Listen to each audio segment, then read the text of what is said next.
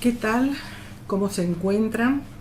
Nuevamente con ustedes para continuar con el módulo 12 de este curso online referido a los derechos humanos. En este caso, los derechos humanos de tercera generación. Hoy vamos a ver un poco las relaciones entre educación y ambiente, ética y ambiente. También vamos a tratar de analizar, aunque sea brevemente, un caso de la Corte Interamericana de Derechos Humanos, que es el pueblo de Samaca versus Surinam en la Guyana holandesa. En relación a los derechos humanos y la educación ambiental, ya la Declaración Universal de los Derechos Humanos de 1948 consagraba el derecho a la educación y conforme al cual toda persona tiene derecho a la educación, la cual, por cierto, debe ser gratuita. Y la educación tendrá por objeto el pleno desarrollo de la personalidad humana y el fortalecimiento del respeto a los derechos humanos y a las libertades fundamentales y favorecerá la comprensión, la tolerancia, la amistad entre todas las naciones y todos los grupos étnicos o religiosos y promoverá el desarrollo de actividades de las Naciones Unidas para el mantenimiento de la paz. ¿Y qué nos dice el Pacto Internacional de Derechos Económicos y Sociales de 1966? Entiende que los Estados parte reconocen el derecho de toda persona a la educación y convienen en que la educación debe orientarse también al pleno desarrollo de la personalidad humana y del sentido de su dignidad y debe fortalecer el respeto por los derechos humanos y por las libertades fundamentalmente. En la Conferencia de Estocolmo de 1972 se resaltó un mayor reconocimiento sobre el medio ambiente y una acción más prudente, sostenible sobre el mismo, y esto nos llevaría a conseguir un mayor aprovechamiento de las potencialidades y recursos en el entorno para las generaciones presentes y futuras, y recalcó la importancia de la educación como instrumento para solucionar estos problemas. Específicamente, el principio 19 de la Conferencia de Estocolmo nos dice: es indispensable una labor de educación en cuestiones ambientales. La Agenda 21 también enfatiza sobre el fomento de la educación y la capacitación que permita crear conciencia del medio ambiente y el desarrollo de todos los sectores de la sociedad a nivel internacional. De esta manera, es necesario que exista una reorientación de la educación hacia el desarrollo sustentable, que aumente la conciencia del público, que fomente la capacitación como fuente indispensable para modificar las actitudes de la población. En la Agenda 2030 del 2015, entre sus 17 objetivos, figura específicamente el cuarto, que nos dice: garantizar una educación inclusiva y equitativa de calidad y promover oportunidades de aprendizaje permanente para todas.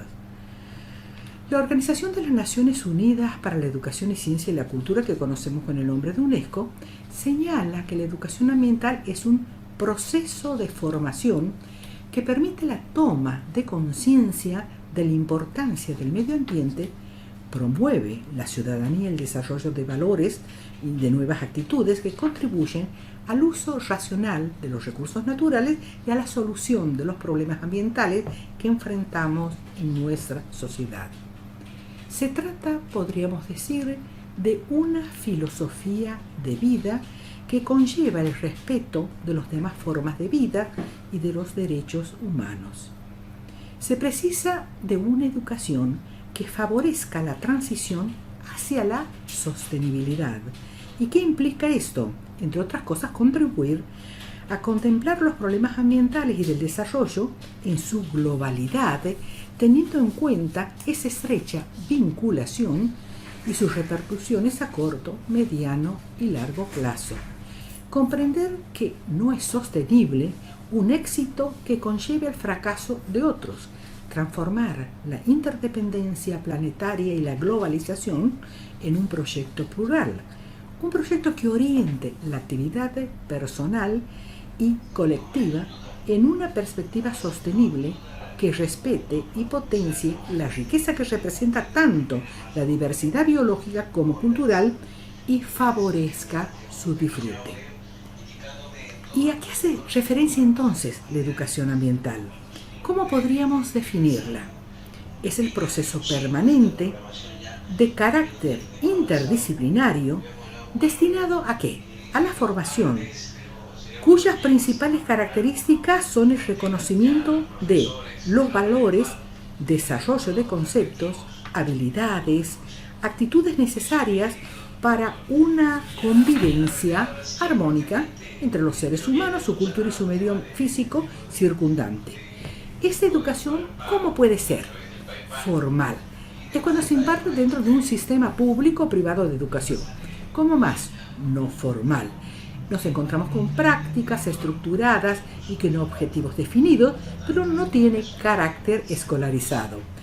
Y la informal se promueve en mediación pedagógica explícita. Nos podríamos preguntar, ¿y cuáles son los objetivos de la educación ambiental?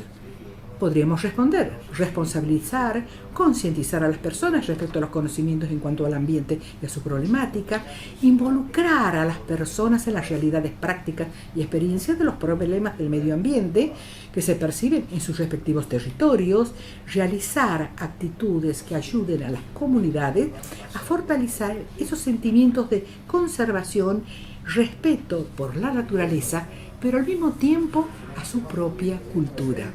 Desarrollar habilidades que fomenten la búsqueda de soluciones problemáticas ambientales actuales y provengan lo que puedan aparecer en el futuro. Fomentar acciones tanto individual como colectivas que corrijan o eviten problemas del medio ambiente.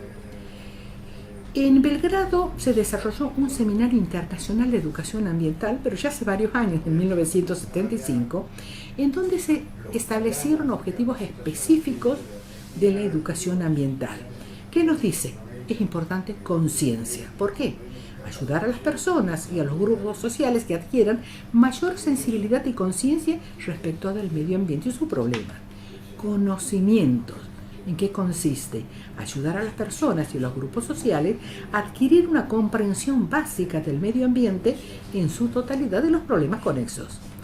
Actitudes, es decir, ayudar a las personas y a los grupos sociales a adquirir valores sociales y un profundo interés por el medio ambiente que los impulse a participar activamente en el mismo.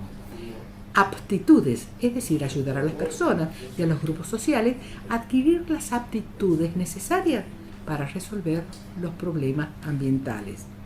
Capacidad de evaluación también es importante, porque de este modo las personas y los grupos van a poder evaluar las medidas y los programas de educación ambiental en función de los factores no solo ecológicos, sino también políticos, económicos, sociales, estéticos y educacionales. Participación, ayudar a las personas y a los grupos sociales a que desarrollen un sentido de responsabilidad y a que tomen conciencia de la urgente necesidad, de esa imperiosa necesidad de prestar atención a los problemas del medio ambiente y en consecuencia actuar. ¿Y cuáles son los principios de la educación ambiental? Diríamos que es un proceso continuado. Está integrada por todas las materias, no una, por todas las materias del saber y corrientes científicas, que debe fomentar la participación, la prevención, el trabajo en esa búsqueda de soluciones y tiene una base de pensamiento crítico e innovador en cualquier tiempo y lugar. Es, al mismo tiempo, puede ser individual o bien colectiva. Pretende formar a ciudadanos, pero ciudadanos que tengan conciencia local y global de las problemáticas ambientales. Es un derecho de todas las personas. Debe ser ejercida por todos los ciudadanos. Es holística, es global, Integra conocimientos, actitudes y valores, como acabamos de ver. Requiere la participación de los medios de comunicación y sus compromisos en la defensa de la naturaleza.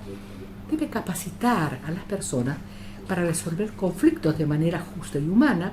Divide las situaciones ambientales en pasadas, presentes, potenciales. Clasifica problemas del medio ambiente desde los puntos de vista locales, regionales, nacionales, internacionales. Debe ayudar a desarrollar una ética en la interacción con todas las formas de vida existentes en el planeta. La educación ambiental es una forma de alcanzar los objetivos de la protección del medio ambiente y la naturaleza. ¿A través de qué? Del desarrollo del entendimiento, de la equidad, del desarrollo de actitudes favorables y una ética conservacionista, contribuyendo así a capacitar a las personas que fomenten el desarrollo sustentable. Y nos podríamos preguntar acerca de cuáles son las estrategias para lograr una verdadera educación ambiental. Antes que nada, capacitar y orientar a la opinión pública en el conocimiento y las soluciones de las problemáticas ambientales, fomentar estudios, desarrollos tecnológicos compatibles entre ambiente y naturaleza, formar recursos humanos sobre educación ambiental, controlar el desarrollo nocivo del medio ambiente a través de un sistema, ya sea de administración pública o de administración privada, impulsar políticas de participación en la población y la ejecución de acciones de desarrollo que conlleven un impacto ambiental más reducido, desarrollar un sistema jurídico que contribuya a eliminar prácticas inadecuadas hacia el medio ambiente, proporcionar un sistema financiero que garantice los recursos económicos para desarrollar acciones que mejoren la educación ambiental. ¿Y qué acciones se han anunciado para contribuir con el desarrollo de los seres humanos en relación al medio ambiente?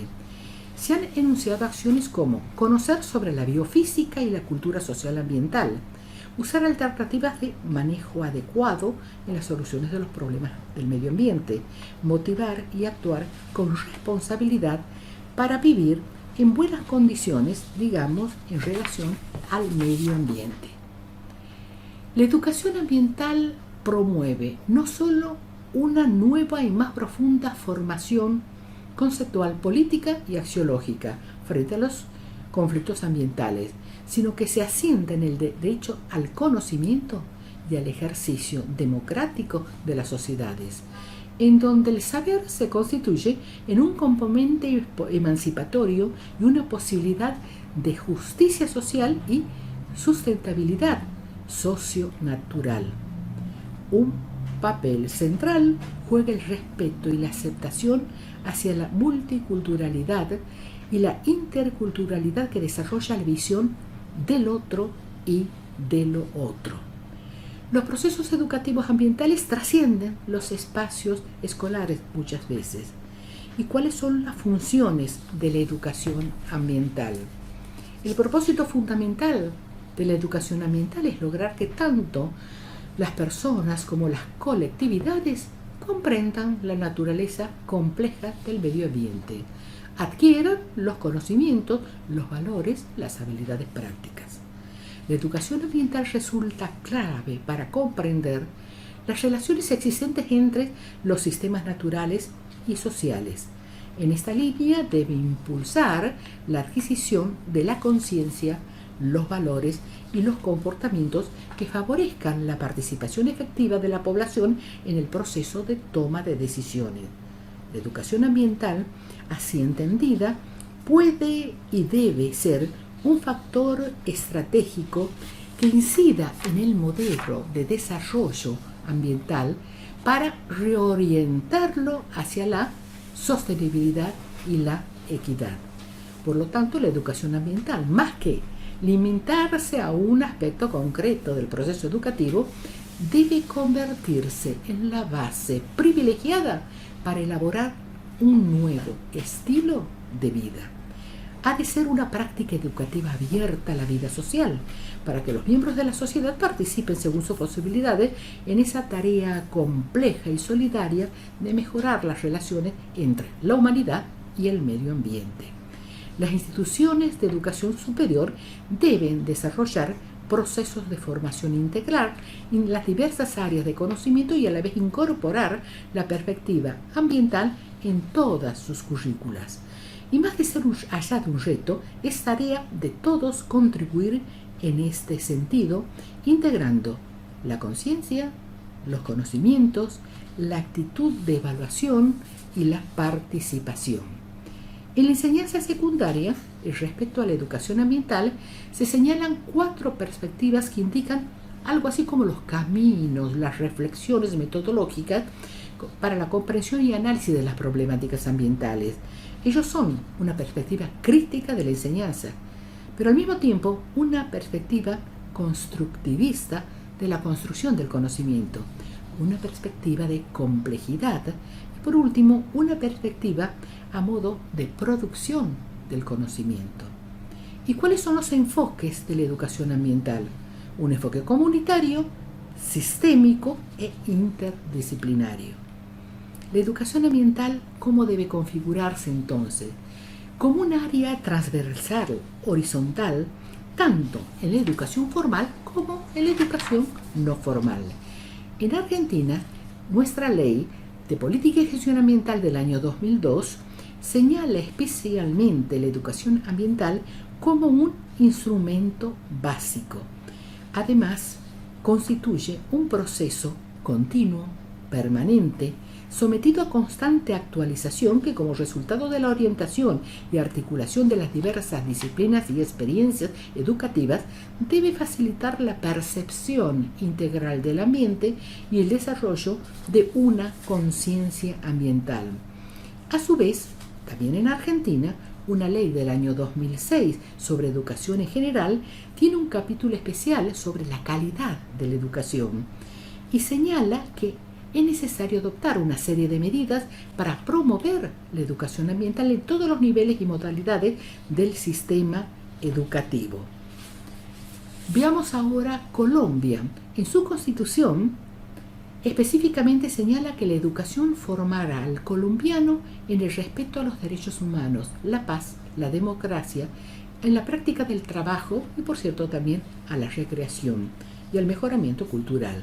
Asimismo, Colombia, su Código de los Recursos Naturales y de Protección, dentro de las facultades que competen al gobierno, señala específicamente reglamentar la educación primaria, secundaria y universitaria, además incluir cursos sobre ecología, preservación ambiental y recursos naturales renovables, fomentar el desarrollo de los estudios interdisciplinarios, promover la realización de jornadas ambientales con participación de la comunidad, campañas que se pudieran realizar. Interesante es el programa de acción global sobre la educación para el desarrollo de UNESCO 2005-2014, programa que pretende contribuir a los objetivos de la Agenda 2030. ¿Y cuáles son esos objetivos? Reorientar la educación y el aprendizaje para que todos puedan adquirir conocimientos, habilidades, valores y actitudes que los empoderen y les permitan contribuir al futuro sostenible. También fortalecer la educación y el aprendizaje en todas las agendas, programas, actividades que promuevan el desarrollo sustentable. Hay una resolución del año 2015 de la Asamblea de las Naciones Unidas que nos habla de transformar nuestro mundo, Agenda del 2030 del Desarrollo Sostenible, y con el objetivo decidido, aunque a veces no explícito, de una vocación pedagógico-social de formar ciudadanos que, ya sea de modo individual, ya sea de modo colectivo, sean conscientes de su cometido en los cambios socioambientales, con la consecuente responsabilidad que ello implica. La educación social y el desarrollo comunitario, al proyectar sus iniciativas de distintos tiempos y espacios sociales, permite ampliar oportunidades formativas más allá del sistema escolar y de sus prácticas curriculares. UNESCO tiene un compromiso claro con la integración del factor ambiental como elementos inherentes y necesarios para el desarrollo humano. Ya en los objetivos del desarrollo del milenio se estipulaba en el objetivo número 2 lograr la enseñanza primaria universal. Y en la Agenda 2030 del año 2015, específicamente se establece en el objetivo número 4 garantizar una educación inclusiva, equitativa y de calidad, y promover oportunidades durante toda la vida para todos. Asimismo, UNESCO fomenta la incorporación del enfoque de los derechos humanos en su trabajo de sostenibilidad, atendiendo al derecho del medio ambiente sano y a la no discriminación en el disfrute del medio ambiente. Cabe destacar que Colombia tiene una norma específica del año 94 sobre educación ambiental. Y Ecuador, en el Código Orgánico del Medio Ambiente del 2017, dispone que la educación ambiental promoverá la concientización, el aprendizaje, la enseñanza de conocimientos, competencias, valores, derechos y conductas de la población. Y será un eje transversal de las estrategias, programas, diferentes planes de diversas modalidades, tanto de educación formal como no formal. En México, ¿qué nos dice la Ley de Equilibrio Ecológico? Define la educación ambiental como el proceso de formación dirigido a toda la sociedad, tanto en el ámbito escolar como en el ámbito extraescolar. ¿Y para qué? Para facilitar la percepción integrada del ambiente a fin de lograr conductas más racionales a favor del desarrollo y del ambiente. La educación ambiental entonces, ¿qué comprende? Por una parte, asimilación de conocimientos, pero también comprende formación de valores, el desarrollo de competencias y conductas con el propósito de garantizar la preservación de la vida. En Perú, la Ley General del Ambiente nos habla de la educación ambiental que se convierte en un proceso de carácter integral. Asimismo, se pone el acento en la necesidad de formular una política nacional de educación ambiental. También en Perú, pero ya el Código del Medio Ambiente del año 90 señala la acción educativa de los medios de comunicación y la participación ciudadana. Nos habla de la enseñanza sistemática y gratuita del propio código. Eso sin duda es muy importante. Y junto a la enseñanza de la educación ambiental se necesita de lo atinente a los derechos humanos, más precisamente a la enseñanza del derecho al ambiente como un derecho humano. Nos podríamos preguntar si hay carreras que incluyan como asignatura los derechos humanos, y si las hay en carreras de derecho, por dar simplemente nada más algunos ejemplos, en el Ecuador, en la Universidad de Cuenca. Y en cuanto a carreras de posgrados en derechos humanos, en Argentina hay una maestría en la Universidad de Buenos Aires sobre derechos humanos. En nuestra provincia, Santiago del Estero, se ha inaugurado este año también una maestría, una especialización, mejor dicho, sobre derechos humanos. En Colombia también lo hay. Una universidad, La Serena, tiene un diplomado de educación y derechos humanos. Y en México, en Tlaxcala, Gutiérrez Mérida, una licenciatura en derechos humanos. En Perú, un diplomado en derechos humanos en la Universidad Jesuita Antonio Ruiz de Montoya, que contiene toda una malla curricular que refleja el entramado, las diversas relaciones de los derechos humanos. Vamos a pasar ahora a reflexionar un poquito sobre esa relación entre ética y ambiente. La ética ambiental o ética del ambiente es la parte de la filosofía y de la ética aplicada que considera las relaciones éticas entre los seres humanos y el ambiente natural o medio ambiente. Diríamos que es una visión bastante reciente y se relaciona principalmente con espacios de desarrollo profesional o productivo en los que, más que las ganancias, se deben tener en cuenta elementos tales como la protección del medio ambiente y quienes en él habitan.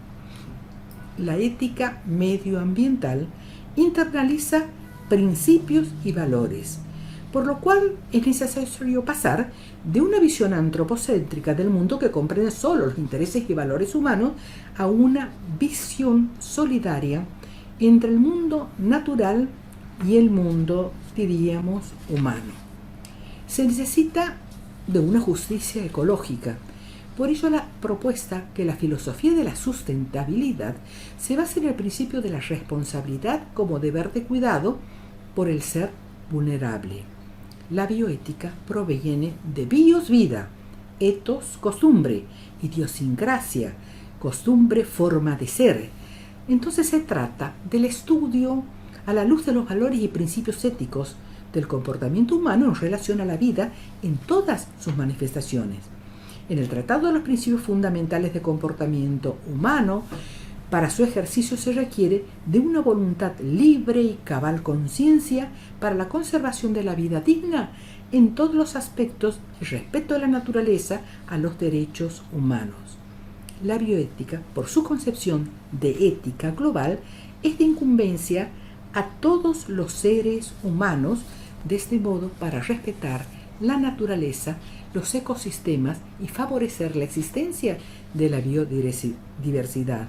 Por lo cual, proteger el ambiente, la biodiversidad, los ecosistemas y los servicios ambientales significa salvarnos a nosotros mismos. Por ello, la práctica de una ética ambiental en todas las actividades humanas resultantes de la actitud verdaderamente inteligente de los seres humanos. La ética es el eje principal para el correcto desarrollo de una educación ambiental.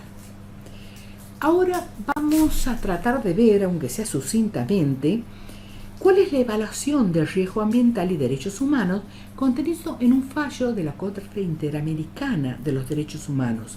Tal es el pueblo Saramacca versus el Estado de Surinam de noviembre del año 2017. Este pueblo y por ende el Estado de Surinam se ubica en la Guyana holandesa en América del Sur. Vamos a analizar únicamente las cuestiones de fondo, vamos a dejar de lado las excepciones preliminares, las reparaciones y costas. ¿Y de a dónde partir? ¿Qué hizo la Comisión Interamericana de Derechos Humanos? Presentó ante la Corte Interamericana de Derechos Humanos una demanda en contra del Estado de Surinam respecto a presuntas violaciones cometidas por el Estado. ¿Contra quiénes? Contra los miembros del pueblo de Saramacca, una supuesta comunidad tribal, supuesta pero que luego se comprueba que lo es, según la Corte Interamericana, que vive en la región superior del río Surinam. ¿Qué alegó la Comisión? Alegó que el Estado no adoptó las medidas efectivas para reconocer su derecho a uso y goce del territorio que han ocupado y usado tradicionalmente, que presuntamente ha violado el derecho de la protección judicial en perjuicio del pueblo de Saramacca al no brindarles acceso efectivo a la justicia para la protección de sus derechos fundamentales y particularmente al derecho de poseer la propiedad de acuerdo con sus tradiciones comunales, y que el Estado supuestamente no ha cumplido con el deber de adoptar disposiciones de derechos internos para asegurar y respetar estos derechos de los saramacas. En el informe, la Comisión concluyó que el Estado era responsable por la violación del derecho de propiedad establecido por el artículo 21 de la Convención Americana de Derechos Humanos, que tiende a reconocer ¿qué cosa? El derecho comunal de las tierras que han ocupado y usado tradicionalmente, el derecho de protección judicial consagrado que contiene determinadas recomendaciones para el Estado. ¿Qué solicitó la Comisión a la Corte Interamericana? Que declarara la responsabilidad internacional del Estado por la violación del artículo 21, por una parte de la Convención que hace referencia al derecho de propiedad, y el 25 que alude a derecho de protección judicial, y que ordenara al Estado la adopción de varias medidas de reparación pecuniarias y no pecuniarias. A su vez, ¿qué solicitaron los representantes de las presuntas víctimas de la Corte? Solicitaron que declarara que el Estado había cometido las violaciones que había señalado ya la Comisión, pero además agregó que el Estado había violado el artículo 3. ¿Y en qué consiste? El derecho de reconocimiento de la personería jurídica del pueblo Saramaca. A su vez, veamos qué alegó el Estado. Y bueno, dijo que no es responsable por la violación del derecho de la propiedad en los términos del 21 de la Convención, que no ha violado el derecho de protección judicial porque la legislación de Surinam dispone de recursos efectivos. Por ende, que no ha violado los artículos dispuestos ya en la Convención Interamericana. Hubo prueba documental, testimonial, pericial, valoración de la prueba, se presentaron 5 excepciones preliminares, la Corte se consideró competente para actuar, recibió la prueba testimonial y pericial e hizo la valoración de la prueba. La Corte abordó en un único capítulo las presuntas faltas de cumplimiento a artículos 2, 3, 21 y 25 de la Convención. La Corte en ocho cuestiones trató, este tema. Veamos previamente un poquito qué disponen esos artículos para podernos ubicar. El 2 de la Convención Interamericana señala que el ejercicio de todos los derechos y libertades que no estuvieran, garantizados por disposiciones legislativas o de otro carácter, los Estados partes se comprometen a adoptar con arreglo a sus procedimientos constitucionales, a las disposiciones de la Convención, todas las medidas legislativas que fueran pertinentes. El 3 nos habla de que toda persona tiene el derecho al reconocimiento de su personalidad jurídica. El 21, inter alia, toda persona tiene derecho al uso y goce de sus bienes, y ninguna persona puede ser privada, de sus bienes, excepto mediante el pago de indemnización. A su vez, el 25, que toda persona tiene derecho a un recurso como sencillo, rápido o a cualquier otro recurso efectivo ante los jueces o tribunales competentes que el ampare contra los actos que violen los derechos fundamentales reconocidos por la Constitución, la ley o bien por la Convención. Y los Estados partes se comprometen ¿a qué? A garantizar a la autoridad competente prevista por el sistema legal del Estado para que decida sobre los derechos de toda persona que interponga el recurso, a desarrollar posibilidades de recurso judicial y a garantizar el cumplimiento por las autoridades competentes.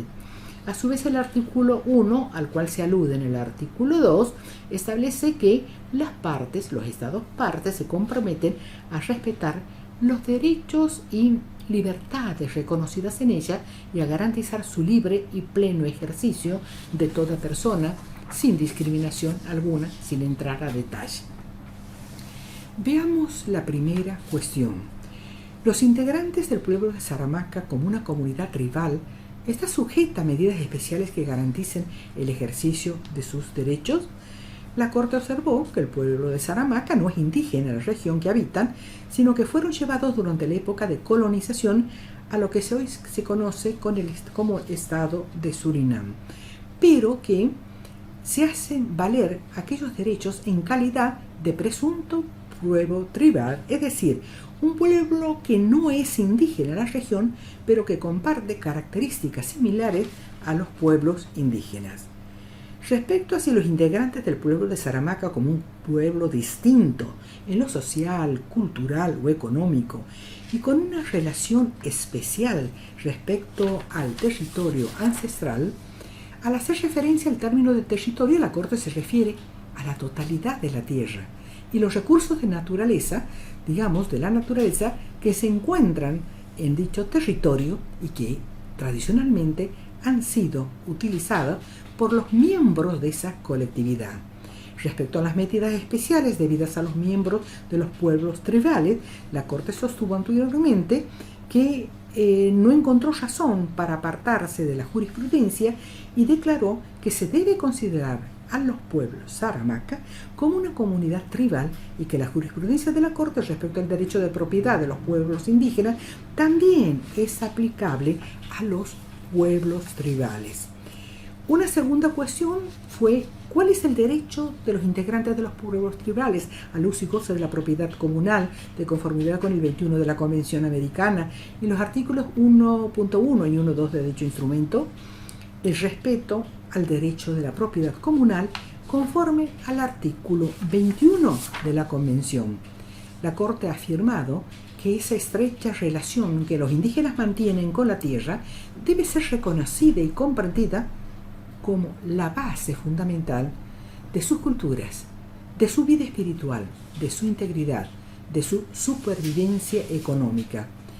Para las comunidades indígenas, la relación con la tierra no es meramente una cuestión de posesión y producción, sino un elemento material y espiritual del que deben gozar plenamente para preservar su legado cultural y de ese modo transmitirlo a las generaciones futuras.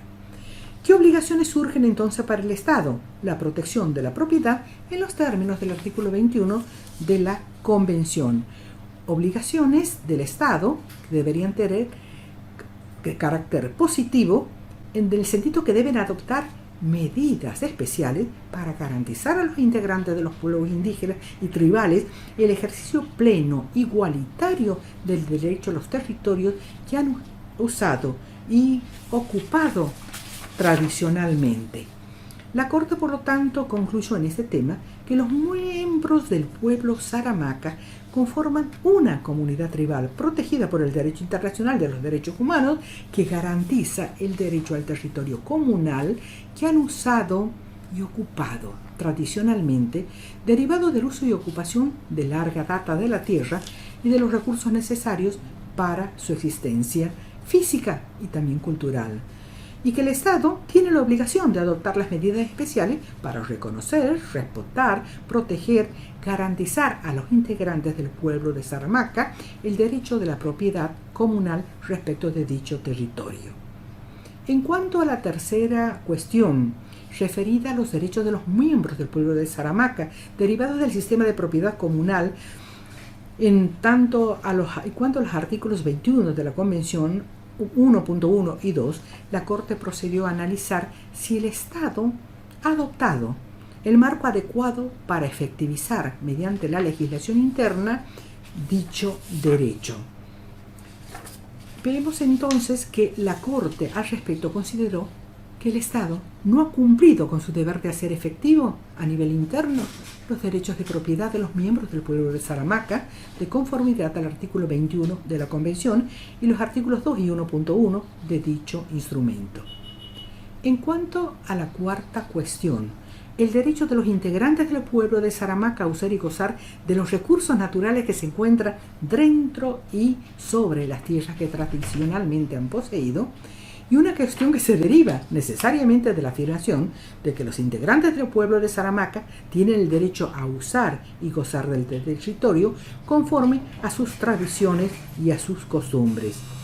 Los miembros del pueblo de Saramaca alegan que su derecho a usar y gozar de todos los recursos naturales pues es una condición necesaria para el desarrollo de sus comunidades.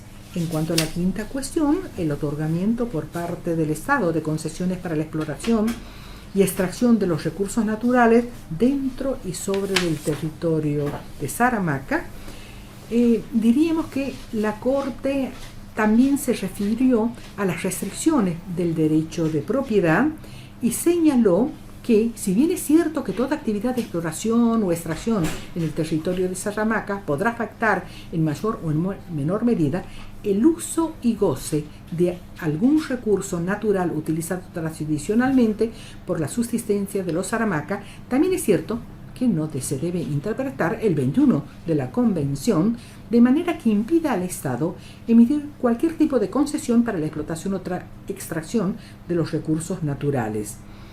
Asimismo señaló que la protección del derecho a la propiedad conforme al 21 de la Convención no es, por ende, de carácter absoluto y por lo tanto no permite una interpretación, digamos así, estricta. Vemos entonces que el Estado podrá restringir, pero bajo ciertas condiciones, los derechos de los integrantes del pueblo Saramaca a la propiedad, incluidos los derechos sobre los recursos naturales que se encuentran en su territorio. Y respecto a las restricciones sobre el derecho de los miembros de los pueblos indígenas y tribales, en especial al uso y goce de las tierras y los recursos naturales que han poseído tradicionalmente, un factor crucial a considerar es también si la restricción implica una denegación de las tradiciones y costumbres de los mismos. Respecto a las garantías en contra de restricciones del derecho de la propiedad que deniegan la subsistencia del pueblo Saramaca, se ha señalado que el Estado debe cumplir con determinadas garantías. Por ejemplo, asegurar la participación efectiva. El Estado debe garantizar que los miembros del pueblo Saramaca deben beneficiarse racionalmente del plan de desarrollo, que el Estado debe garantizar que no se emitirá ninguna concesión dentro del territorio Saramaca, hasta menos y hasta que las entidades independientemente y técnicamente se establezcan y sean capaces de una supervisión de estudio, de evaluación de impacto ambiental. Y así la Corte, en ese sentido, concluyó que los integrantes del pueblo de Saramaca tienen el derecho a usar y gozar de sus recursos naturales, que el Estado puede restringir dichos derechos mediante el otorgamiento de concesiones para exploración, para extracción de recursos naturales, pero solo si el Estado garantiza la participación como efectiva en los beneficios al pueblo de Saramaca, si realiza y supervisa esas evaluaciones previas de impacto ambiental, si implementa medidas y mecanismos adecuados a fin de asegurar que estas actividades no produzcan una afectación mayor a las tierras de los Saramaca. Las concesiones otorgadas por el Estado no cumplieron, por ende, esas garantías y como consecuencia se violaron las disposiciones de la Convención Interamericana de Derechos Humanos. Sucintamente, la séptima cuestión es la falta de reconocimiento de la personalidad jurídica de los Saramaca, y en ese sentido la Corte concluyó que el pueblo de Saramaca es una entidad tribal distinta que se encuentra en una situación de vulnerabilidad tanto respecto al Estado como a las partes privadas, y que el Estado debe reconocer a los integrantes del pueblo de Saramaca dicha capacidad para ejercer plenamente todos sus derechos de manera colectiva, y por ende es necesario la adopción ya sea de medidas legislativas o de otra índole que reconozcan y de modo particular al pueblo de Saramaca como una colectividad. Y el incumplimiento por parte del Estado lo llevaría entonces a la violación del derecho de los miembros del pueblo de Saramaca al hecho de no reconocer la personalidad jurídica de los mismos. La última y octava cuestión es la existencia. Si existen recursos legales efectivos y adecuados en Surinam para proteger al pueblo de Saramaca. Se señala que es importante, como obligación del Estado, de proporcionar un recurso judicial, pero esto no se reduce simplemente a la mera existencia del recurso. Es necesario, entonces, contar con una serie de medidas positivas para garantizar dichos recursos que sean verdaderamente efectivas.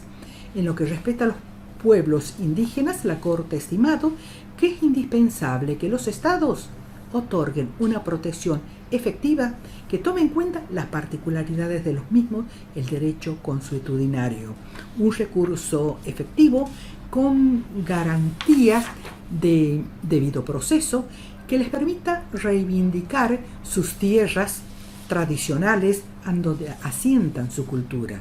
La Corte, por lo tanto, concluyó que el Estado ha violado el derecho de protección judicial reconocido en el artículo 25 de la Convención al no proporcionar recursos legales adecuados y que sean eficaces para proteger a los miembros del pueblo Saramaca. La Corte consideró que la sentencia era una forma de reparación y una medida de satisfacción del Estado debía realizar lo siguiente: debía traducir al holandés, publicar el capítulo 7 de la sentencia, financiar las transmisiones radiales, publicar las partes relevantes de la sentencia. La Corte consideró que el daño inmaterial de las alteraciones causaron en el tejido de la sociedad misma del pueblo de la Zaramaca y ordenó una indemnización por $600.000.